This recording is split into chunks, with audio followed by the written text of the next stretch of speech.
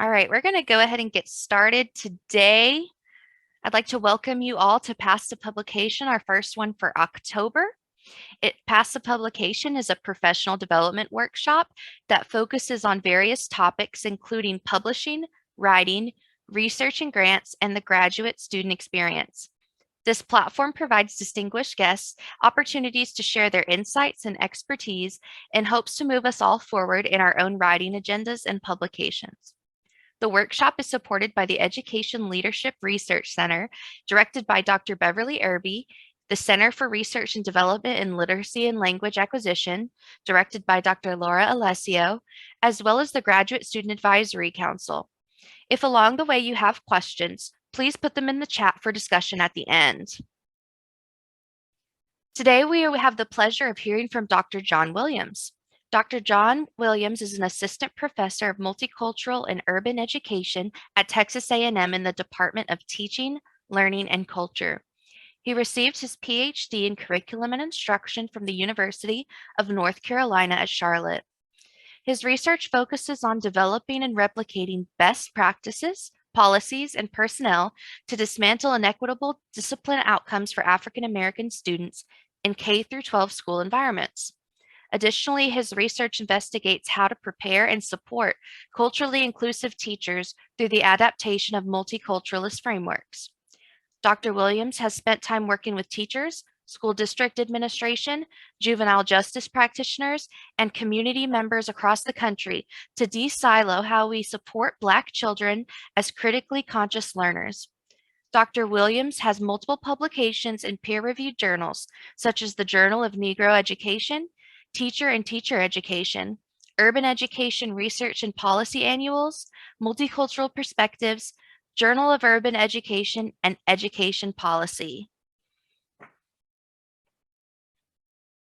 We're going to welcome Dr. John Williams to first,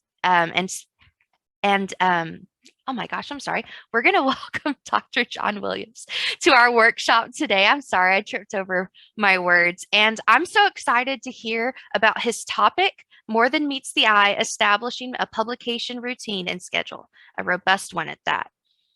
Here is Dr. John Williams. Morning, everybody. Jordan, thank you for the introduction, and thank you for, I would say, holding down the ship in the transition. This has been excellent. So I know everyone was super appreciative of the work that you put in and the work that you built upon from the previous individuals who have kind of worked on this. So let me go ahead and shift to my share screen. Now, the advantages of having 5 screens, because I do a lot of work, is that I can get a lot of things done. The disadvantage of it is when it's time to share screens, I got to figure out which one of those screens are actually going to show up. Exactly. So, I had the same problem. All right. So you all should see a big screen. It's like red and black. Thumbs up if you see it. Thumbs down if you don't. Okay. If someone put thumbs down, I literally would have said you got something wrong with your computer. So welcome to this presentation. I will always give a disclaimer. I use sarcasm and I use stories and analogies to get things going. So keep in mind at any point in time, my presentation can get sarcastic. If you're like, hey, Dr. Williams, I don't understand the sarcasm, just put it in the chat. But I will use different ways to communicate. That way the information kind of soaks in, because I feel that typical presentations, when they're just straight cut and dry, people are hitting the snooze button literally at like 10 minutes into the presentation. So try to keep people involved and keep them active as well. So again, good morning. My name is John Andrew Williams III. This presentation idea, usually I'll pull my ideas from things that I see or just things that I've grown up with that I feel connects to what the presentation should be about. So this whole idea of More Than Meets the Eye, establishing a robust publication routine and schedule, is really built on the idea that becoming the CVs that you see of individuals didn't just happen overnight. My CV didn't happen overnight. Some of the top individuals that you deal with, they didn't happen overnight. Dr. Irby, she has a wonderful CV. It didn't happen overnight. We all have like our own, I would say, ability to develop a robust publication routine, yet far too often, unless you know the correct professor or you're involved with them, you don't know how to build your own routine. So part of this is going to show you how to build that routine, but also I will illuminate for you all for the first time what my actual routine is. So that way you can kind of take pieces of it and build your own routine and schedule. So that way you can do the one thing that we all know we love to do, which is publish. So a little bit about myself. Well, first we'll give a little introduction. The next part of it is so much research, but what is your research? Because I feel that individuals, regardless of what phase of the program there is, particularly as graduate students, we kind of get lost, or you don't know, what are you actually researching? Like, what is it that you particularly research? Because you can't have a routine if you don't know what is it that is what you do. Next, we'll actually talk about more than meets the eye, developing a daily, weekly, monthly, and yearly schedule. And these things are important because they work in conjunction with each other. You can't have a yearly schedule if you don't have a daily schedule. You can't have a weekly schedule if you don't know how it feeds into your monthly schedule. Lastly, it's going to be, how do you perform these routines? It's one thing to show you what it is and how to do what you do. It's another thing to say, how do you actually perform these routines so that way you can get in the habit of being able to publish frequently and effectively. So, of course, a little bit background about myself. Jordan actually did an excellent job doing my introduction for my education and research, so I won't go on to that. But free time, because I believe everyone needs to have some space where you're just not thinking about this work. Please, if you're doing work 24/7, 365, you are doing it incorrectly. You need free time, you need me time, you need self-time. My self-time includes, of course, family time, so I goof off with my kids all the time. Wife, I read a lot of anime manga, I watch a lot of like stuff that's not in the main genre things. Of course, sports, and of course, the best thing that I do, I mean, I got a lot of publications, but I do this better than anything else. I take naps. I can take a nap right now. I can take a nap at 12. It doesn't matter. I can take a nap anywhere because I understand that's my power cycle. That's how I recharge myself. That's how I get rid of any toxicity in my life. I just go take a nap. Just quick nap. Never in my office at work. I'm usually taking naps at home. But that's what recharges me. So you have to find something throughout your graduate process, and even as you come to the professoriate, what is the thing that you do that recharges you? And naps are my thing. My kids joke and say, look, my father can take a nap at like 10 o'clock at night and go right back to bed at like 11, and they are correct. That's just how my naps operate. But that's I've been like that since a kid, so there's no shame in my game. So the reason why I put this thing at more than meets the eye, I'm a big comic nerdy person. So I'm gonna date myself right here. One of my graduate students said, anybody born over 86, they're just old. And I was just like, really? Is it like that? So these images you see right here, there's an old school, like real old school 80s, came out of Japan, cartoon called The Transformers. Love The Transformers.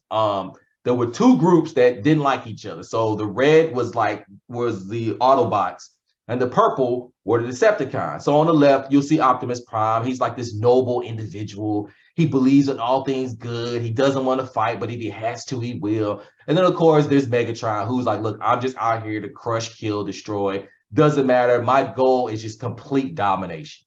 So the reason I put this more than meets the eye, because in the series Transformers, these robots came from another planet to the Earth, and they crash landed.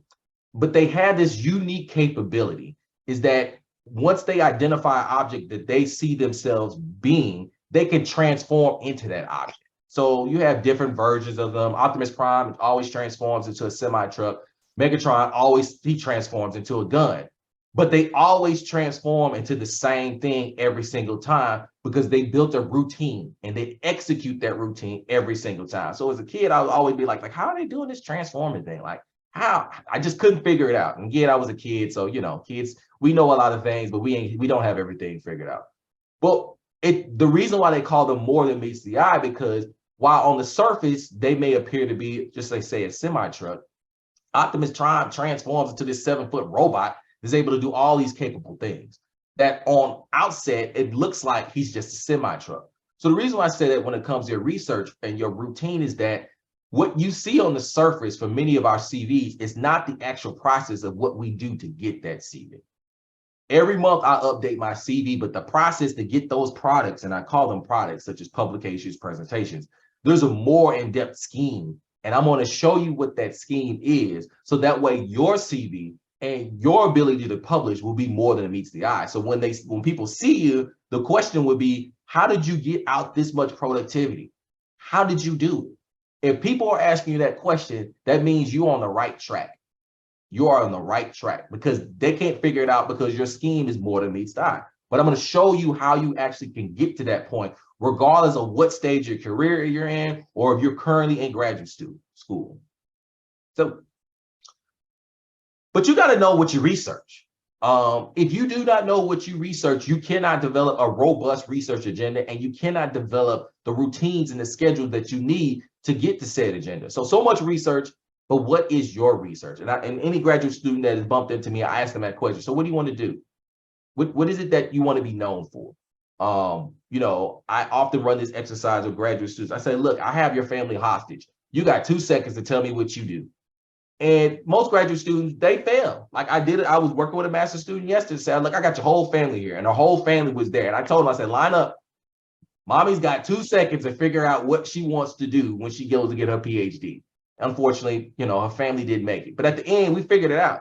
She figured out what she wanted to do. I said, you have to have that level of intensity when it comes to figuring out your research, because that's what you do. It is who you are. But if you don't know, you will waste time kind of being everywhere. And the one thing academia wants to see is it wants to see a clear line of research, and it wants to see consistency. Academia doesn't know 10 publications one year and 0 the next. They can't get that math is not math in academia. But if they can see you do 2, 3, 4, 4, 3, 4, they're like, okay, this person is humming. They making moves. All right, they're consistent. So the first part is understand what you research and what you do not research, or what we say and what you don't research. Know what you don't do.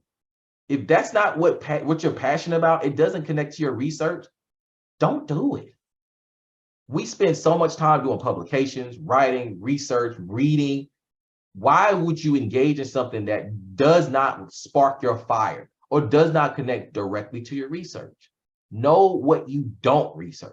For example, I don't research Asian students. I love them to death. I have some publications in there, but that's not my main focus. Secondly, I don't research construction workers. So if you do an economic paper and you say, hey, Dr. Williams, I want you on, me and the construction workers is, that's not what I do. But if you tell me, hey, how do I support Asian students through culturally inclusive teachers, we can tag team on some things. Or how do I support African-American students in STEM programs, particularly STEM programs that are in schools that are high disproportionality and discipline, then you kind of talking my jam there. But I know what I don't research. And that's one of the key things of anchoring yourself is know what you don't do.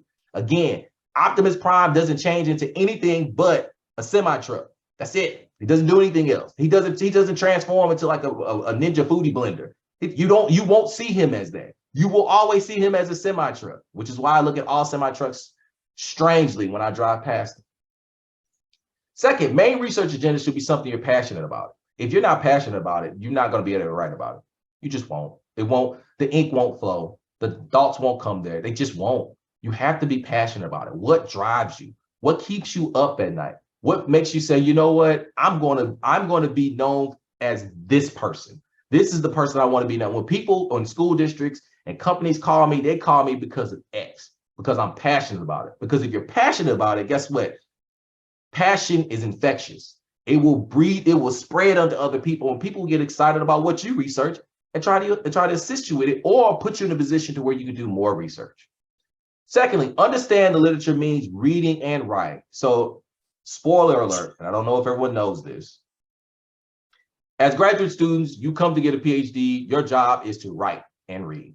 I know it sounds very simple, but it's to read and write. That's it. That's it. There's no super magical formula or anything like that. Everything's based on your ability to read comprehensively and synthesize and write effectively and cogently in a manner that fits different outlets, journals, book chapters, books, things of that nature. But you got to read the literature to know how to do that. An individual told me very clearly, you write better when you read better. When you read better and you're consuming things about that you're passionate about, you can write better. And for us who on this Zoom call or Zoom chat, however you want to phrase it, we've all spent time like reading something and we just get lost down the rabbit hole. Like we literally look like Alice in Wonderland. We just falling. And because we're just falling into the literature, because we're just consuming so much. It's like one reference leads to another. And then you started reading at 5 o'clock and you end up like me at 2 o'clock in the morning. You just read everything. And it's like, man, I guess it's time to go to sleep because I got a 6 a.m. a meeting in the morning. But you got to read and you got to write because those things, it's reflexive. They feed off of each other. Next, how's your research connected to others? And this is a strategy, I think, particularly as graduate students, that you have to begin to master. Because the idea of just saying, hey, I'm writing by myself all the single time, you will burn out and you will burn out quickly. You will fizzle. Same thing for faculty members. Just writing in isolation, you don't get greater ideas just by working by yourself. You got to figure out, how do I connect to the next person? How do I connect my research with this person, things of that nature? Because that ultimately expands your routine and your schedule. So with that, we're going to do a little mind mapping. And I'll show you how kind of I think about things. Particularly, I'll take one line of my research, which is inputs and outputs. So I see things as what's coming in and what's coming out, meaning what impacts what I particularly study, which is school discipline for Black and Latinx students. Like that's my main jam. Or as I said, this is my firstborn child, which I love the greatest of all my children. I don't say that to my real children. I tell them I love them equally. So that way they don't get any type of competition, but they know who I really love. So, which is my research. So school discipline of Black and Latinx students. So when I'm thinking through my processes of routines, I'm saying what inputs or what impacts school discipline for Black and Latinx students. So no, just saying, well, what does Dr. Williams? We would like to know. So you know what? I'm glad you showed up. I'm going to show you. So if I look at what impacts my research agenda, I got teachers, administrators, school board, school resource officers, social workers, school psychologists, counselors, classroom management, school-wide behavior management, teacher burnout, administrator burnout, parental involvement, school resources, location, educational longevity, politics, and national state policies. The fun fact about those items on this particular input section is that I have a manuscript literally about every single one of those except for 2 entities. Now, if you just take those and slice those individually, those are individual papers by themselves, let alone if I combine some of those groups. So we're looking at 1, 2, 3, 4, 5, 6, 7, 8, 9, 10. That's about 15 different projects if I did them individually. But then I said, okay, this is what impacts school discipline. But I got to think, okay, so what's the outputs? What's the outcomes of them impacting school discipline for Black Latinx students? And my outcomes is, for most of us, we know academic outcomes, STEM. People really don't look at how is discipline connected to access to STEM courses. Suicidality, I actually have a manuscript that's coming out that is the first that connects school discipline to students' concept, planning, and willingness to actually execute suicide. And people think, well, why would you connect the two? Well, one, no one's done it before, but two, you think school has a way of placing trauma on historically marginalized students. And I know based on the data, because I read well, suicide rates for high school students, particularly Black and brown students, have gone up in the last 10 years. And this is pre-COVID. So I was like, well, let's smash some atoms together and see. And I found somewhat of a statistically significant relationship between discipline rates in a district and students reporting their willingness to either attempt suicide, plan suicide, or just have ideations about it. Schools dual discipline impacts college enrollment, social emotional development, long-term effects, teacher burnout, administrator burnout, parental involvement, career aspirations. Now, I want you all to really understand something here. This isn't everything. This is just what I showed you. So again, as you're looking at this, I can make this mind mapping exercise far more expansive because I can add different variables. I can add time. I can add, maybe I look at this as an international concept, not just a US based one. But so when I'm looking at inputs and I'm looking at outputs, I'm like, okay, what are the things I actually want to measure? I then get down to the nitty gritty part, which is how am I going to do it? Am I going to take a quantitative approach, qualitative approach, mixed methods approach? And again, this is why I stress, particularly graduate students, even as faculty, we need to know both sides of the methodologies. Won't know it all, but we need to know enough to be dangerous. So strictly saying, hey, I just know quantitative without qualitative, there's certain questions you just can't answer. Just saying I know qualitative, I don't know quantitative, there's other questions you just can't answer. But if you know enough, or you know the correct people, and you got buddies who can do the things, there's an unlimited possibility of the type of research you can run, because you know both sides of the methodologies. And then you get super dangerous when you start bringing them together for mixed methods. So this is just one of my research lines. I got two others that I can pull it off with that. But again, when you know your research, you see how these things connect. And in this chat right now in Zoom, guess what? There are individuals whose main research isn't school discipline, but it's one of these outputs and inputs. And that means, guess what? We can tag team. We can collaborate on some things. But if I don't know my research, I can't approach you in a manner to bring you on or to work with you on a particular project that you have. So this is my routine. This is my schedule for those who don't like to say schedule properly. This is my schedule. So I like to reverse engineer things. Particularly when I was a graduate student, I knew the day that I was going to graduate 4 years ahead of time. Like I already plotted it, because the calendar's out there is usually around, May. So I plotted it, and then I reversed engineered everything backwards. Deadlines that were due from, I guess it's OGAPs for us, but we had a different organization there. When I need to turn in those deadlines, what was the last day I needed to defend, all the way up until the first day of class and me actually starting as a graduate student. Because again, because we work in such a robust system, every system has a schedule. And if you understand that schedule, you can mold your schedule into that schedule, so you're constantly running in the same pace. So yearly, and I know you guys are looking at this like, oh my goodness, Dr. Williams is on something. What is in his coffee? Nothing but coffee and a little bit of sugar. 6 to 8 manuscripts accepted. Not out, accepted. That's my goal every year. Thus far, I hit that goal. 2 to 3 presentations each year. And then, of course, progress towards tenure, because that's what you do. But these things add up. So every 6 months, my goal is to produce 3 to 4 manuscripts. I know what you're saying, 3 to 4, Dr. Williams. You got to think of it like this.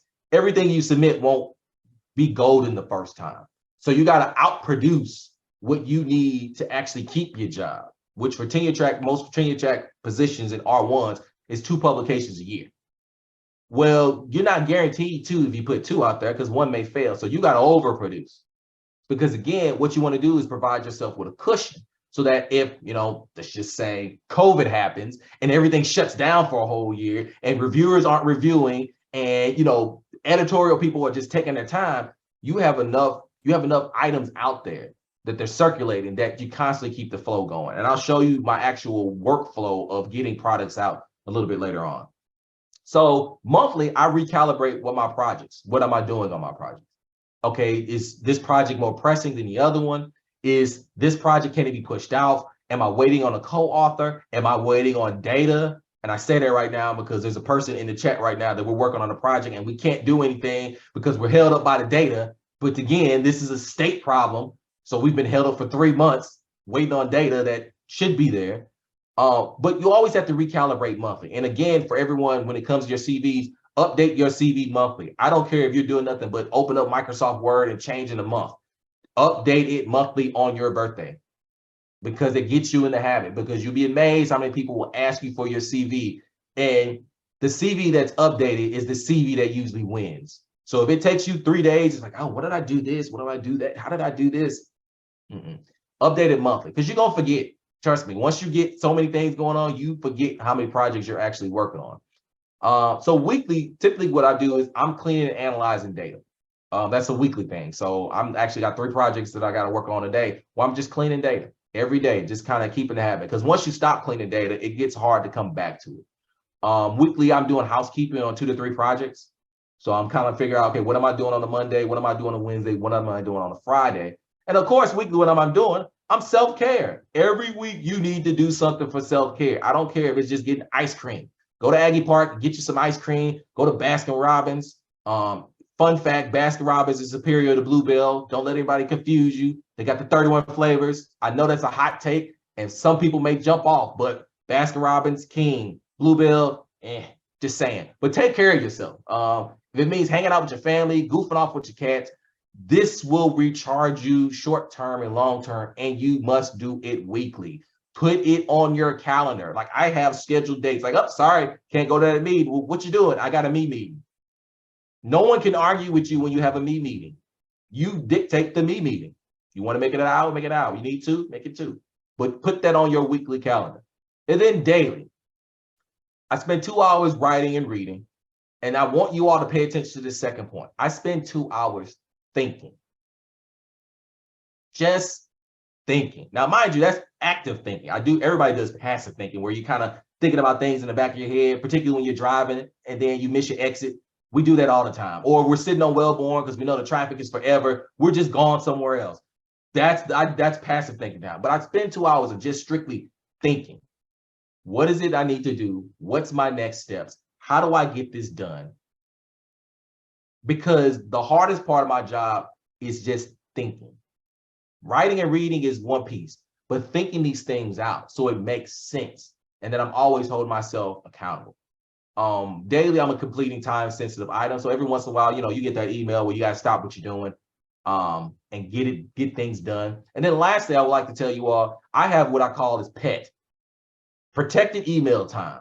I only answer emails at certain times, unless it's graduate students. Now, graduate students, they may come with something wild, so I may have to deal with right there. But if it's not pressing, I only answer emails at certain times, because that frees your mind up from having to shift gears back from doing work, email, doing work, email. It's like, look, this email can wait.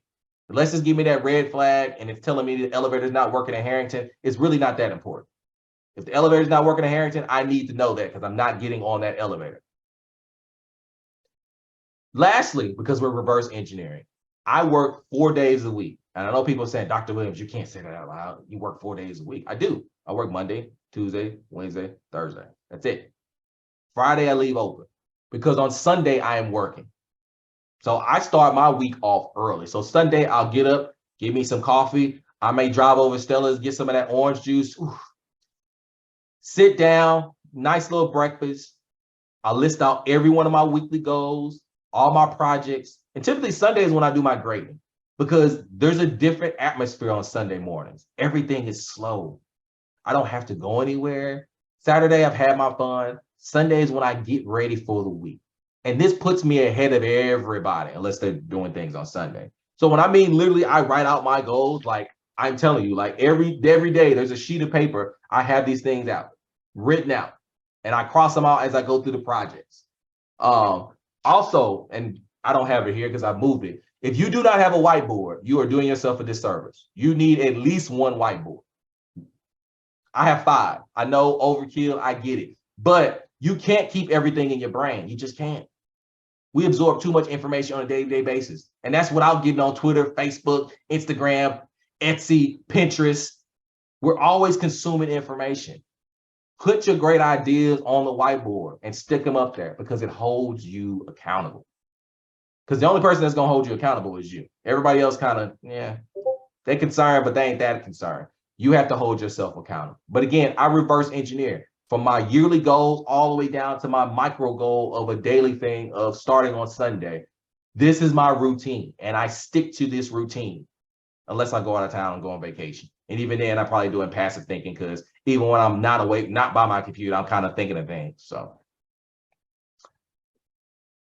this is how I execute my routine. So stage 1, I'm prepping my idea. So I'm kind of thinking, I'm formulating, I'm percolating. And this always, my daughters always make fun of me because like, Daddy, you don't have any hair. I said, yeah, because I'm always thinking. I'm generating so much heat out of my brain. My hair said, know what? We gotta go. We can't take this because I'm always thinking. I have different prep stages for how I do my research. So prep stage 1, am I doing this solo or am I doing collaboration? Next step is, do I need IRB? So I work with a lot of secondary data. And since it's not very sensitive, I don't need IRB. But if I'm doing something that's a little bit more touchy, I have to factor in, okay, how much time is it going to take me to get through IRB? Sometimes it's quick, sometimes it's 3 to 4 months. Next is data gathering. Where am I getting this data from? Research questions. What is the data telling me? How do I design a research question that fits the data that I'm looking at? Literature review, theoretical framework, then lastly, findings and discussions. All my manuscripts go through this process. Last process, I didn't show you all in there. It's a sneaker. If you do not have Grammarly, you need to get it. Get it. Use it. Use it multiple times. My manuscripts usually go through 9 different versions. 9. I know you're saying that's kind of overkill. Nah. Because sometimes I'll do something and go a different direction and say, wait a second, I need to go back. I know what I saved in version 3. That I'm gonna take that and bring that to version 17. But use Grammarly, folks. Please use it. Even the basic version is good enough. You need an extra set of eyes and ears looking at your work. So once I get through the prep stages, I'm getting it going. I go to the submittal and I put read behind it because we're always resubmitting because we're revising and resubmitting because that's part of the process. I identify multiple outlets. Before I start any project, I have 3 places I want to send it to. Top tier, mid tier, and then sub mid tier. Because if it gets rejected from the top tier, I need to be able to get it ready and set up to go to the next place because that keeps the rotation moving. I don't let it sit. I don't let revise and resubmits or rejections sit longer than 3 weeks unless something's going on in my life, things of that nature. But I'm constantly in that mode of how do I get this back out? How do I repackage it? And that takes time. But you have to get in the mode of holding yourself accountable to say, this is what I need to do. Because again, what's your main job? To read and write. Then the last one I put on there, waiting to exhale. Because, we all kind of like, oh, they gonna take it. Okay, I get to the first revise and resubmit. Second one, third one. Yay. But until you get that feeling, guess what? What can you do on the next project? Is there data gathering you can be doing? Do you need to work on a literature review? Do you need to tweak the findings in discussion? Are you looking for new partners to work with? You should be going right back to your prep stage and say, okay, what can I do next? And what can I do next? And what can I do next? Because if you're constantly doing that, that rotation doesn't stop. It's a well-oiled machine and it keeps on going. So lastly, I'm going to show you my actual workflow. And this is how I keep the product moving. So think you're in a diner and think of your favorite restaurant. I don't have any favorite. You know what? Do I have any favorite restaurants in College Station? I'm gonna go Lanes. I'm not gonna go uppity. I'm not gonna show the 1%er side. I'm gonna go Lanes. I'm gonna keep it low. Lanes, they sell the greatest chicken tenders ever. Sorry for you Canes folks. I'm stomping on a lot of toes right now. I get it. If you want to leave, that's fine. Lanes, South College Station, greatest. They didn't pay me for this, but I'm telling you right now. But they're always generating chicken tenders and fries and potato salad and Texas toast. And they do it at such a rate that, guess what? When I come in there and order like 5 boxes, they get my stuff pretty fresh. But they have this idea of they're always churning out things. So for me, when it comes to food and thinking in that manner, I always have 2 things that I consider on the cutting board. I always have 2 ideas sitting up here.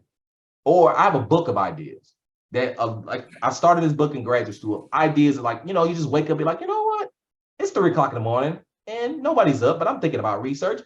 Here's an idea. Write it down. Write it down. So I have 2 ideas on the cutting board. I have 2 ideas in the mixing bowl. So I got the data, I got the idea. I'm doing data collection. I'm doing research design, data analysis. I'm mixing it up. I always have 2 in the oven. So at least 2 manuscripts I'm writing on at any given time. And right about now is about 4 manuscripts. So that at the end, I got a dish served, which is, it's not served until it's published. When it hits and it says a date, it is published.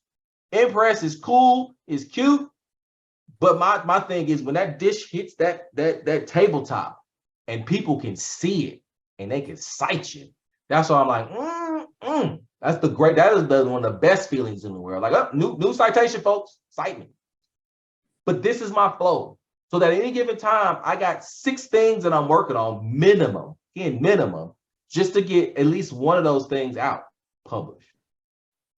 So lastly, I leave you with this. One of my favorite items in the world are freight trains. I love trains. Like, I'm a big kid. I can watch trains all day. I'm one of the people that when the train stops, they're like, go around. I'm just sitting there watching. It takes a train 1 to 2 miles to stop. Something that powerful is being controlled by 2 little things, actually 3 things. Steel rails. That's it. Rails. These things hold this massive beast in place to go where it needs to go. But at the end of the day, what's between those rails, if you look at the picture, is being controlled by one person. That one person is you. You are the person who controls whether or not all those cars you see in the background And those cars are your products. They're your ideas, whether they get out the gate. Think about that. You hold that much power to get all these ideas out. It's just a matter, do you have a routine? Do you have a schedule to get them out? And will you execute? Because if you execute, all those cars you see right there, they can get out when they're supposed to get out. But if you don't execute, they're not coming out. So again, I thank you all for coming out, showing out this morning. I appreciate you doing it. But again, you have to develop a routine and a schedule, but also evolve your schedule. Like my schedule is on version, my routine is on version 4.0 right now. It evolves every year based on what I know I need to get done. But again, it's based on the simple formula. Like the more I read, the more I write, the more the system works and I can get these products out.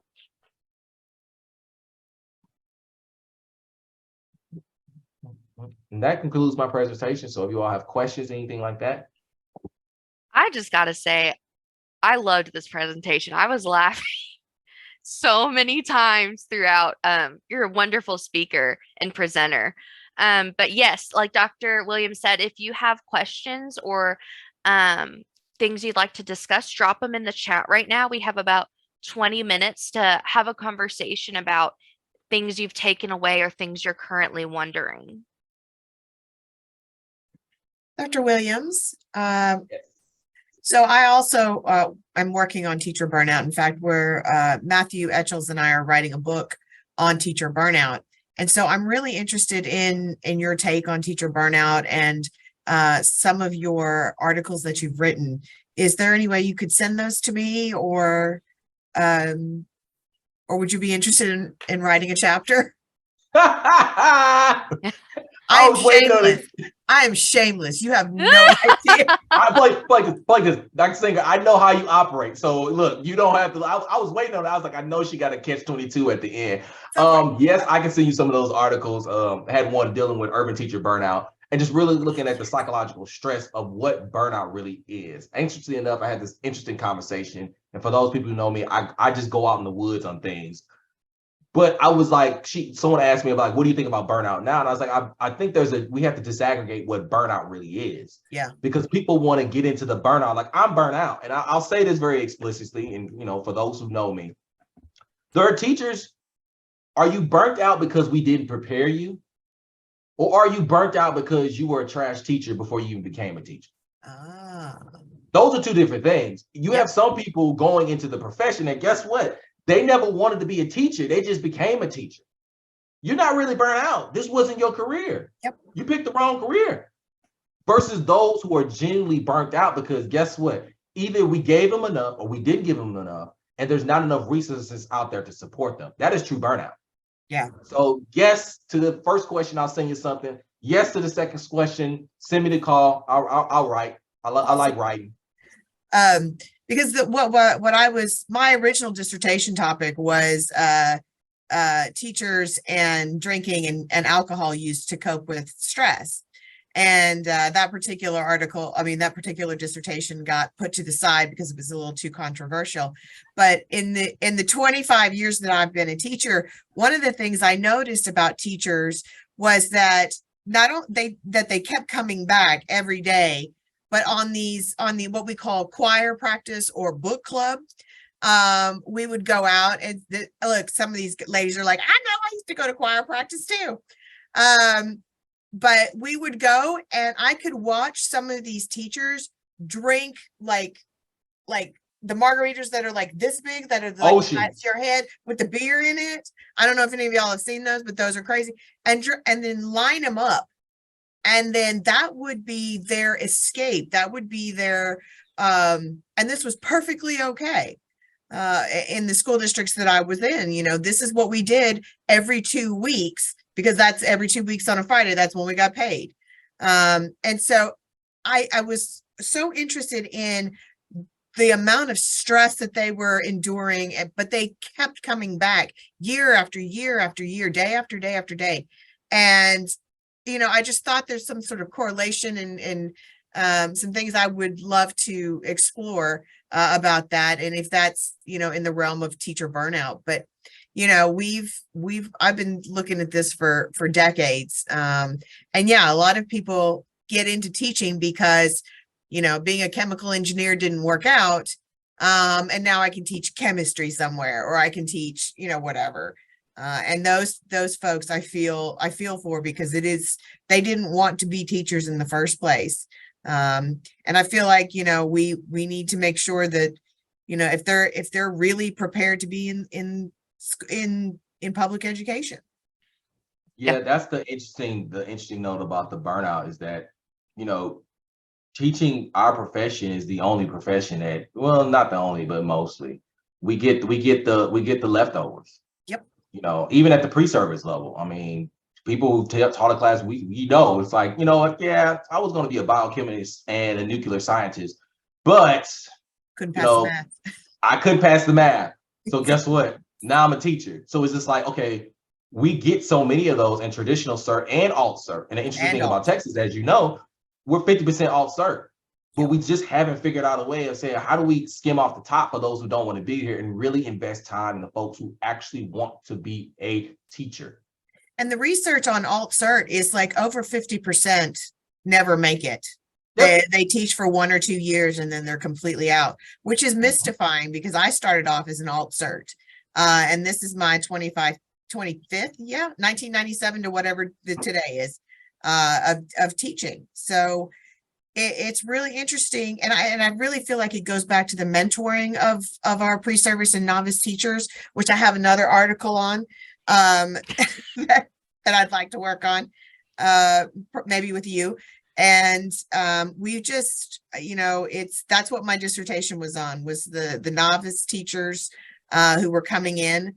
And in fact, I ended up at A&M Consolidated High School, and the little guy that ended up being my mentee, I had never taught at this school before. I just knew how to be a teacher, and he had never been a teacher before. And it turned out that his mentor was way too busy for him. So I was like, hey, just come in my room and we'll talk about the different things that you need to know to be a teacher. So one of my chapters in my dissertation is about Trevor, who was my mentee at A&M Consolidated. So yeah, it's really important for them to have the right mentors, for them to keep going. All right, we've got some stuff in the chat that I wanted to read out. You've already gotten a Twitter follow, Dr. Williams, and guess what came up? A Transformers ad right afterwards. We've got an excellent presentation. Thank you. This presentation is powerful. Thank you so much. The more I read, the more I write, the more the system works for me. That's my takeaway. And then we have a lot of people who are ex-teachers, myself included, saying that they called it working out. That's right. That's the new. Yeah. And going to the gym. And then if you go to the gym, if you had a school shirt on, inside out. That's. Yes, we are. Christina Nader says we're letting them look behind the curtain right now. We are exposing ourselves, Dr. Spinger. I'm so sorry. We have a few people saying that their teachers used to pour liquor in their coffee and drink from that cup all day. I knew a teacher like that. Must be some ineffective math teachers in the past. Great topics. Okay, I had this question too. You have a question that says, what does cleaning data look like and what does that mean? I know I'm a first semester PhD student and I didn't quite understand that. So I'm going to give you all a quick preview into my world real quick. I like quant stuff. I love qual. It's rich, but I love quant. The fun thing about knowing data is that you can only know data when you give it a good hug. You got to love on it and you got to keep loving on it. Cleaning your data means taking a raw data set and you have a research question, but your research question based on the data you can't answer the question. You clean your data, meaning you are taking out things that you don't need. So I have a huge data set I have a data set right now of every student in Texas from 2011 to 2022. That's a lot of people. But if I have a research question that just looks at indigenous students, I have to somehow clean off everybody else because I don't want to look at everybody else. I just want to look at the indigenous students. So that means taking certain variables out, creating new variables that I need to create. And that's, you all take stat classes, things of that nature. You're going to figure out how to ways what we call dummy coding, because there's certain ways you need the data to look in order to run the analysis. Data sample size. How big is my sample size? You know, am I looking at things in, you know, based on region? So right now, when I get the data from Texas Education Agency, they just give me students. The data's masked. But I need to know, okay, is this student in the urban, rural, or suburban? Because I may be doing something location-based. Am I looking for school districts that's bigger than, let's say, 3,000 students? I have to find out a way to isolate those school districts and make a separate variable that can identify them. So when it comes to cleaning your data, it's really getting in the form so that you can run your analysis. So that way, when you run the analysis, it is the outputs or your findings are saying exactly what you were trying to research. So if you say, for example, I use secondary data from the Office of Civil Rights database.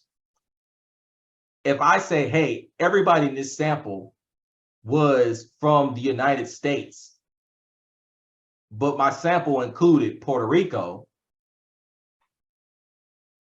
can I really say my sample is from the United States? No, it included Puerto Rico. But I didn't clean Puerto Rico out my data. I left them in. So then I have to either A, change my research question or my focus, or B, I have to go back to my data, and depending on when you cleaning your data, that could be a problem.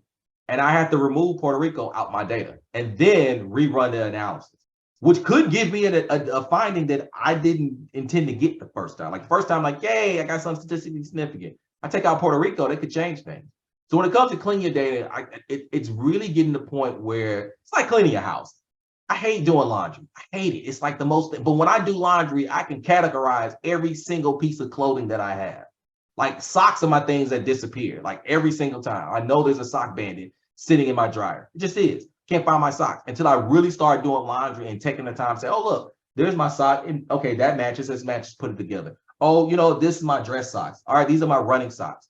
But until I really start doing my laundry or cleaning my data, I don't know where my socks, which is why half the time I just wear mismatched socks because I really don't care. They do their job. We go where we need to go. But when I'm really cleaning and understand, I know where all my socks are. Same thing with your data. The more you're cleaning your data, and this is quant. Quals is different. It's more of coding, reading, understanding what the things are saying. But the more intimate you are with your data, you become the master of your data set. You know what it says. You know what it does not say. And when you know that, that helps your system, because then at that point you can say, you know, I can do research on this. Wait a second, my data doesn't have this. I can't do research on that. So then you're not wasting time saying, well, I could do this project. You clean out, you know, you go through all the data and you're like, wait a second, I'm missing this variable right here. Well, I can't really run this study, but I've already written the paper. So typically my work process, I go idea, find the data. Does the data have the variables I have? I clean the data, meaning get it to a form I can run the analysis. Run the analysis. If it finds something, what I needed to find, and there's other metrics that I need to go through, then I come back and say, all right, now it's time to write this paper. Okay. Because there's nothing like doing a whole analysis, but you've written a whole paper and your analysis gives you nothing. Okay. All right, I'm looking at the chat. Do we have any other questions or maybe just topics that you found enlightening? Drop them down below. Great presentation, Dr. Williams. I am actually attending a hybrid the conference for ACE, but I did not want to miss this. So I have to come and hear your presentation today. That's how much it meant to me. Thank you. I am one of those persons with a lot of interest. I've written a lot of things and then I don't send it forward. But you've given me reason to have more confidence when you talk about reading, doing more writing, you know, so that you can get results. I would like to meet with you at some point. I don't know if you're available for a Zoom meeting one day. Do you do that? for Yeah, persons? I usually reserve my Zoom meetings. Again, Friday is my deal with everybody's, as I say, get people's life in order day. Freestyle Friday. So Fridays is typically the days, but I do Zoom meetings. Okay, so I would reach out to you, sir, so that I can request a meeting. Thank you. Great presentation. You're welcome. Love that loyalty. Okay, I have Dr. FLRG who wants to ask a question or make a comment. So thank you so much, Dr. Williams. Very interesting presentation. So I like your idea about the inputs and outputs. And I'm impressed by the research productivity, given the fact that you have 6 to 8 manuscripts accepted per year. Wow, that's really great. So the two questions I have here is, one is, how do you identify the next topic you want to work on? Is it inputs? Is it outputs? Is it kind of like invited thing like Dr. Singer did now? Or like something popped your mind, or based on whatever data you have? So the first question is about how do you identify your next topic? And the second one is, while you have like 6 manuscripts going here and there, how do you manage different research assignments with other research team members? Good question. Who is working on it? So I'm gonna work backwards for your question. So 2, working with other people. The key to my success is collaboration. Like outside of reading and writing, collaboration. And that goes back to really understanding my research. I know what I do, but one key skill that I have as a graduate student, I literally spent days just reading, researching school discipline, and then looking where the gaps were. If I'm looking at research and I can't find anything, that's a gap.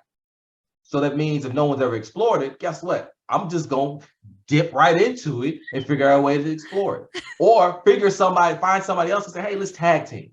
One of my best pieces isn't even in school discipline. It's in teacher preparation, dealing with a topic called EdTPA. EdTPA is hot. It was hot, like it's still hot. But it was something simple. There was data sitting around at my old institution. I was a graduate student. I had access to the data. So I just asked a simple question: who's using the data? So my supervisor was like, well, none of the faculty are. You can use the data. And it was a simple question. EdTPA requires teachers to be supported. But does more supports equal more success? Simple question. Now we narrowed it down, things of that nature, but it was something so simple, but no one had ever done it. And because no one had ever done it, I could stick my foot in that lane and say, hey, guess what? Now I'm an EdTPA guru. Mind you, I'd studied it, I read up on it, I knew how to score, things of that nature. But that collaboration right there, I knew everybody, and if you all use this phrase and do not cite me, I will hunt you down, because I know who uses this phrase. Work metabolism. My work metabolism is quick, as you can clearly see, because I have multiple projects coming out. It's very fast. You need to find people who have a similar work metabolism as you, but also understand everybody else's work metabolism. So I know there's certain people, they want to control everything. So I get it. I love them running control. Some people gonna take their time. So those are the people I got to give them their projects real early, because if not, they gonna slow my process down. But they also know, hey, guess what? If I need something done, Dr. Williams gonna get it done quick, real quick, because they know my speed. And then I shift gears. Like, for example, had a colleague say, hey, you know what? We got a call. Basically, all we need to do is write the manuscript. Can you run the data? All right, when you need it in 2 weeks. All right, you got the data ready? Yeah. All right, is it clean? Yeah. Gives me the data, 2 weeks, we got a manuscript done, out the door. That took priority, because the call that what they were asking for, it was gonna go through a peer review process, which it did, but I knew the manuscript was gonna get accepted. So that's first priority. Second priority is revise and resubmit. They come to the door, that should be the first thing you dealing with. Like, slide everything to the side. I got to get this back out. Because that means at some point, someone's looked at your work and said, I like this. I'm going to give you a shot. But you don't want to waste time. Because if you waste time, it means you're put further back in the queue. Get it done, get it ready, get it out. When it comes to coming up with ideas and what goes next, it's really understanding where are the holes in the literature. What are people not talking about? We know what they're talking about. You see it in the literature, but there's some things that, somebody missed this. Also, look at people's conclusions and their discussion sections. Great researchers leave you breadcrumbs. Every one of my articles has a breadcrumb. that tells you what I'm gonna do next. Here's the fun fact, and this is why my system works. As soon as you read my article, by the time it gets out and you're like, you know what, I'm gonna take Dr. Williams' idea, aha, I've already written on it. Next piece is already out.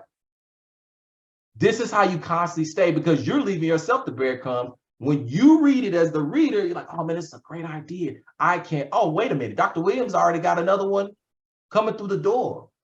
It holds you accountable. So when it comes to my ideas and when I put it, it's really like, where are the gaps? If there's a significant gap and there's a hot topic right now, like I got a piece that I'm working on right now that's in second revise and resubmit. School resource officers due to national stuff that's going on. That's a hot topic right now. It's a real hot topic. I planned this manuscript literally a year and a half ahead of time, because I could anticipate what was going on, not because of tragedies, but just from the conversation.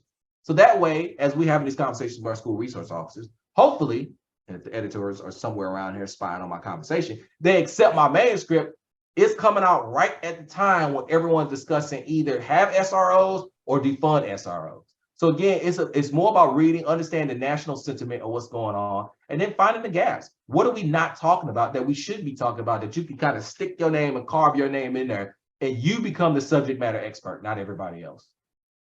Thank you so much. Thank you. Awesome. And we have one last question because I'm looking at the clock.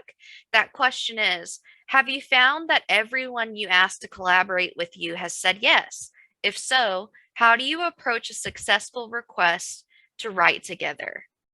So that's a good question. So the key to me collaborating people, and yes, anyone that literally is, I've said collaborate, they say collaborate, is yes, because they understand one simple concept. What can you do for me late? They see, hey, Dr. Williams can produce. He gets things, he executes. No one wants to be on a project that doesn't get done. Everybody hates that. This is why people hate group work. Like, I want to be in group work. Why? I end up doing all the work and somebody else doesn't do the work. But at the end of the day, it's about what's the mission and how do we get it done. So usually when I partner with people, I've already identified what their research is, what my research is, and I kind of come in with an idea already. Hey, have you ever thought about doing this? Or, you know what, is there some things that you want to get completed that you worked on, but you just couldn't get it out the door? So either A, I'm coming in leading, saying, hey, I have this idea, you would fit my system, or B, and I will say this because it's very personal. I come with a customer service model. How can I help you get your product out? And ultimately, I get a line in my CV, fine, but you get that first authorship. How do I help you get that out? Because collectively, let's see, we have 29 people on this chat right now. What if all of us cited each other? Think about that. That's 29 citations right there we got between each other. Then what if we did it again and again and again? Now, that's just citations. What if we did that with publications? What if you could find 3 people on this call right now you can do a publication with? That's 3 publications, right? That you could potentially be first author. But there's 3 people, right? So you do the math, and I'm not a math person, I just do stats. You got 9 publications where you're rotating from first, second, third author. So when you say, well, Dr. Williams, you got 6 to 8, 6 to 8 is just that's my benchmark. That ain't the ultimate goal. That's how it's achievable. By looking at people and say, how can we work together to make our dreams work together versus I'm just going to write these papers by myself every single time. That stuff will drain you, and it will drain you quickly. So good question. Awesome. All right. Well, I'm going to bring that to a close there. I want to thank Dr. Williams for speaking with us today. I know I found it extremely insightful as somebody who is just starting out and trying to figure out how to manage projects that I'm currently on and how to plan for future ones. So I want to thank you, Dr. Williams, and I want to wish everyone else a great afternoon. And thank you for joining us for Paths. I'll see you in 2 weeks for our next one. Bye.